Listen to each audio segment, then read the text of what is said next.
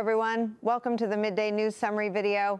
In this video, we will gather the most prominent and latest news related to international conflicts and developments. And now, here are the details. Russia intensifies its offensive in Ukraine. Ukraine launches deep strikes in retaliation. This morning, October 19th, the Russian news outlet News reported that the Russian army continues its offensive on multiple fronts in the Ukrainian battlefield, gaining control of numerous residential areas in recent weeks and closing in on strategic targets. Meanwhile, Ukraine has also intensified its drone strikes, targeting both the front lines and deep within Russian territory. In just the past week, Russian armed forces have liberated 5 settlements in the Special Military Operations Zone. These include 2 in the Japonica region, 2 in the Donetsk People's Republic, and 1 in the Sumy region. Prior to this, from May 5th to 11th, Russian armed forces gained control of 4 more settlements, including 2 in Japonica, 1 in Sumy, and 1 in the Dnipropetrovsk region, increasing military pressure on the eastern and southeastern fronts of Ukraine. The chief of the General Staff of the Russian Armed Forces, General Valery Gerasimov, stated that units of the Western Army Group are completing the liberation of Kupiansk Uslovy in Kharkiv province. This is a strategically important transportation hub. He also personally inspected the progress of the combat mission of the Central Army Group, which is currently actively operating in the direction of Dnipropetrovsk province. The Russian Ministry of Defense also confirmed the liberation of the Privily residential area in the Donetsk People's Republic and the village of Priluki in Zaporizhzhia, thanks to the effective operations of the Southern Group and units of the Eastern Group. Meanwhile, Russian military expert Andrei Marako stated that after consolidating the gains made in the Slavyansk city direction, Russian forces have begun strong operations to liberate the Nikiforovka residential area in the Donetsk People's Republic. This information has not yet been officially confirmed by the Russian Ministry of Defense. Alongside the ground advances, air combat is also intensifying. Ukrainian media reported a series of large explosions in the city of Dnipropetrovsk, forcing authorities to declare an airstrike alert across the entire Dnipropetrovsk province. Details regarding damage and casualties have not yet been released.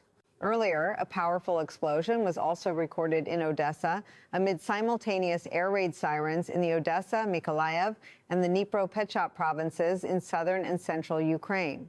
Conversely, Russia accused Ukrainian forces of intensifying attacks on energy infrastructure in the Zaporizhzhia province during cold weather. Governor Fekeni Belisky said that attacks targeting power plants and transformers put significant strain on the civilian power system.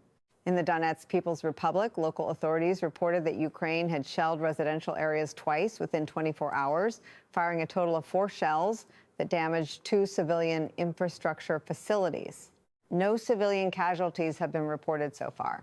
Notably, in the early morning of May 18, the Russian Ministry of Defense announced that its air defense forces had shot down and intercepted 63 Ukrainian UAVs in various regions, including 23 destroyed in Belgorod province, 13 in Bryansk, 6 in Rostov, 6 in North Ossetia and Alania, 4 in Astrakhan, 4 in Volgograd, and 2 in Seized province. However, the incident also had civilian consequences. The head of the Republic of North Ossetia, Alania Segmenilo, confirmed that debris from the UAV fell on an apartment building in the city of Beslan, injuring 2 children and 1 adult. The victims received immediate medical attention. Meanwhile, the U.S. and Ukraine continued peace negotiations with Russia on the sidelines of the Davos Forum, but a breakthrough is unlikely. On the sidelines of the World Economic Forum in Davos, Switzerland, held from January 19 to 23, Ukraine and the United States agreed to continue discussions regarding the peace process with Russia, amidst a nearly 4-year-long conflict with no signs of abating. The Ukrainian president acknowledged that Kyiv and Washington do not yet fully agree on several key issues. Information regarding the continuation of peace negotiations was confirmed by Rustem Umerov, Secretary of the National Security and Defense Council of Ukraine and the country's top negotiator, following the latest round of talks between the 2 sides in Florida, USA. This morning, May 19th, the Ingada's news agency reported that speaking on his personal Telegram channel, Mr. Umerov stated that the Ukrainian delegation and U.S. representatives focused their discussions on post-war economic development plans, prosperity programs, and security guarantees for Ukraine, emphasizing concrete mechanisms for practical implementation. Uemov wrote, "We have agreed to continue working at the negotiating team level during the next phase of consultations in Davos." However, Ukraine's top negotiator did not mention the possibility of a face-to-face meeting between Ukrainian President Zelensky and U.S. President Donald Trump in Davos. According to international media, Trump is expected to attend this year's forum, while the possibility of Zelensky also attending Davos has not been ruled out, although there has been no official confirmation. Reuters quoted Umarat as saying that the 2 days of consultations in Florida with the U.S. side, including Special Envoy Steve Waxall, President Trump's son-in-law Jared Kushner, Army Secretary Daniel Risconi, and White House official George Renborn, were mainly focused on in-depth discussions and did not result in any concrete agreements. The Ukrainian delegation participating in the talks included Presidential Office Representative Kyrylo Budanov and the leader of the ruling Servant of the People parliamentary group, David Arakhamia. The KF said it had informed Washington about recent Russian attacks on Ukrainian energy infrastructure. According to Reuters, Ukraine is now demanding that the U.S. clarify Russia's position on peace initiatives promoted by Washington. Meanwhile, the U.S. is pressuring the Ukrainian Federal Security Service to accept a peace framework, which will then be presented to Moscow. Conversely, Ukraine and its European allies emphasize the need for long-term security guarantees to prevent the risk of Russia relaunching military operations in the future.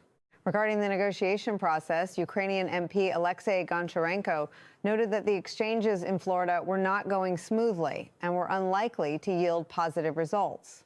President Zelensky also acknowledged that the KF and Washington were not entirely in agreement on several key issues in negotiations with Russia.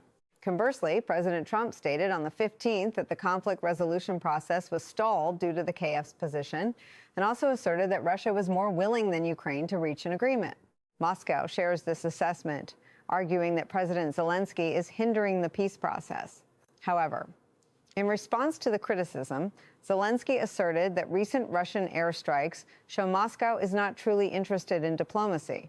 This morning, October 19th, Keep Independent reported that on the sidelines of the Davos Forum, Ukraine and the U.S. may also sign an economic agreement, while continuing consultations on security guarantees within the framework of an initiative by a coalition of countries willing to support Ukraine. However, the prospect of a breakthrough remains fragile due to big differences between the parties involved. Russia condemns Britain for returning to a piratical era. London showcases a special operation to seize Russian ships. Russia vehemently criticizes Britain's recent plans and actions to intercept, arrest, and seize Russian ships at sea, arguing that London is openly returning to the era of piracy and trampling on international law. This morning, May 19th, TAS reported that the Russian ambassador to the UK, Andrei Kin, declared that discussions in London about intercepting Russian ships at sea are essentially a revival of piratical thinking. He said that what politicians in London are talking about is essentially a return to the era of the pirate Edward Teach, nicknamed Blackbeard. They forget that he has long ceased to be the master of the oceans, and such actions will inevitably come at a price. The Russian ambassador emphasized that Western countries have for years relied on double standards to harm Russia, but the current level of disregard for international law has reached unprecedented levels. He urged him to carefully consider the risks before embarking on dangerous adventures. Earlier, the BBC reported that the British government had found a legal basis to allow the military to seize ships based on the 2018 Anti-Money Laundering and Sanctions Act. This allows the use of force against vessels deemed to be in violation of sanctions. On July 7th, the British Ministry of Defense confirmed that, at the request of the United States, London had assisted in the seizure of the Russian oil tanker Marinera, also known as B-1, in the Atlantic Ocean. Britain provided an airbase for the U.S. Air Force, deployed reconnaissance aircraft to monitor the ship, and dispatched ships to support the operation. The Russian Foreign Ministry subsequently demanded that Washington immediately cease its illegal actions against the Marinera and other vessels operating legally in international waters, while also calling for adherence to the fundamental principles of international maritime law. While Russia strongly condemned the actions, British media publicly detailed the naval special operations, presenting them as a model for dealing with Russia's so-called shadow fleet. One notable operation cited was the raid on the oil tanker Nave Andromeda in October 2020 inches, the English Channel. The Liberian flag vessel had sent out a distress signal after being held hostage and threatened by 7 illegal immigrants for over 10 hours. Then, in just 9 minutes, the British Special Forces completed the operation. Soldiers disembarked from 2 helicopters onto the ship, quickly subduing the intruders. This is considered one of the few operations conducted independently by the UK without foreign involvement. According to British media, the success of this operation, along with the recent seizure of the Marinera, has led the British government to believe it has sufficient legal grounds and military capabilities to seize more Russian ships passing through or approaching British waters. However, experts and former British Special Forces officers acknowledge that such operations are extremely risky and costly. One former Special Forces officer who participated in counterterrorism operations at sea stated that the level of preparation is very high and the risk of mishaps is significant. He couldn't imagine doing this on such a large scale with dozens or hundreds of ships. Beyond the military aspect, the legal issue is also contentious. According to the United Nations Convention on the Law of the Sea, even sanctioned vessels retain the right of innocent passage through international waters. The legal argument in the 3-in-1 case is primarily based on the accusation that the ship illegally changed its flag mid-course, a practice prohibited under international law.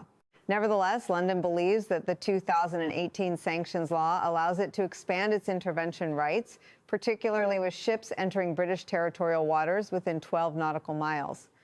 In fact, according to British press reports, at least 45 sanctioned Russian ships have recently passed through or approached British waters. Against this backdrop, tensions between the 2 countries at sea are rapidly escalating, with Moscow viewing London's actions as disguised piracy. Meanwhile, he sees this as a tough tool to tighten sanctions and exert strategic pressure on Russia.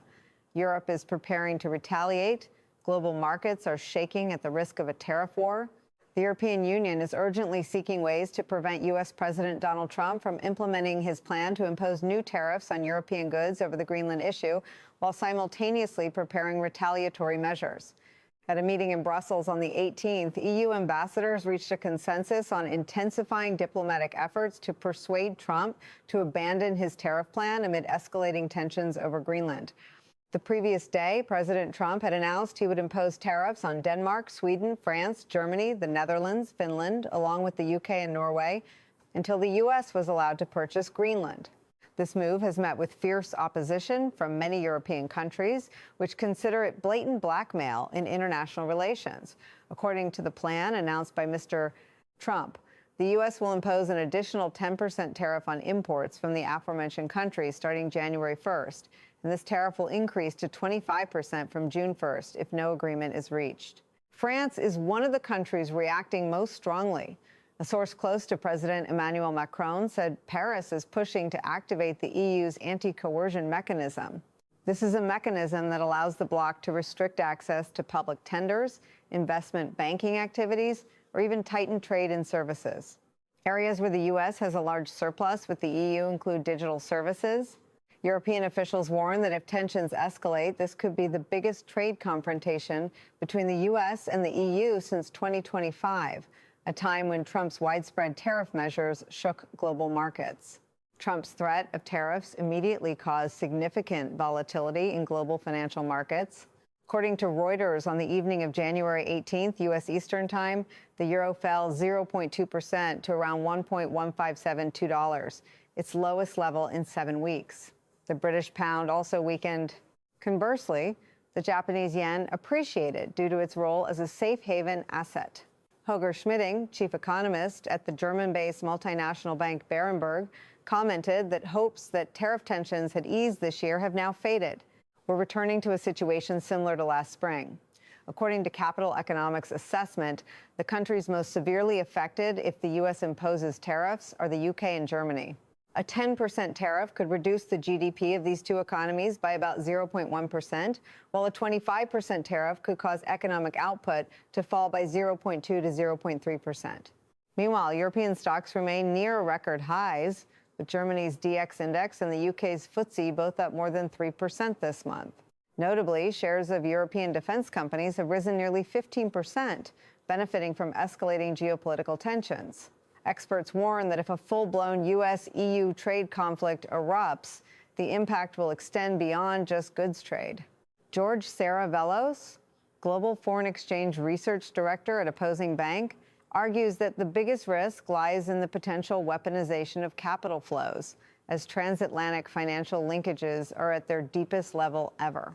The World Economic Forum's annual risk survey, released ahead of the Davos conference, also ranked economic confrontation between nations as the biggest global risk in 2026, surpassing even armed conflict. That concludes our program for today. Thank you for your attention. Goodbye, and see you in the next program.